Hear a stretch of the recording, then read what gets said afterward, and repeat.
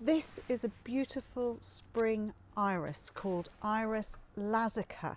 Now, unlike Iris unguicularis, which we have a video about, which flowers from December through to the end of February and wants to be in full sun and free draining soil and takes anything that's really awful, you have its cousin Iris lazica, which has glossy evergreen foliage starter and then these beautiful lilac flowers, and there are ones which have got a slightly darker flower as well.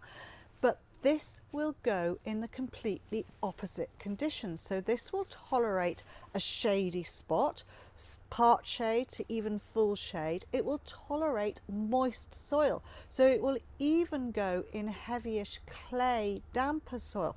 So that makes it a really useful plant. So if you don't have the conditions for Iris unguicularis, then why not try its cousin Iris lazica?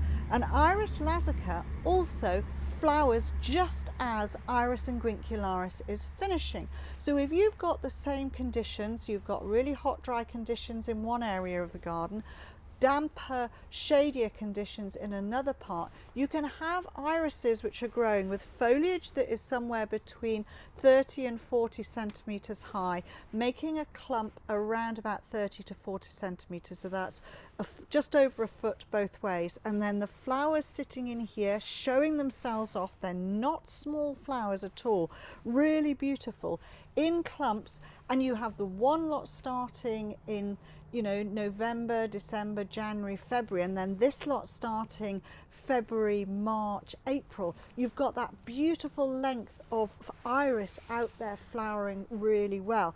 And these, again, like all iris, they're growing out from waves of plant material. So when you want to lift them and divide them, you just lift them up and pieces will come off and you can move them around.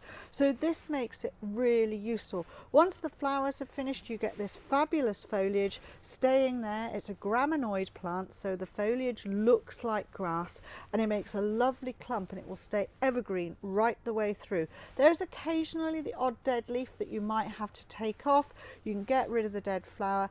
Divide them after finished flowering, that's the best time. But really it's a great plant because most of the time people think of irises needing to be in a dry, sunny position. It is so good to have a little spring beauty like this one, Iris lazica, for a shadier, damper spot. Isn't it fabulous?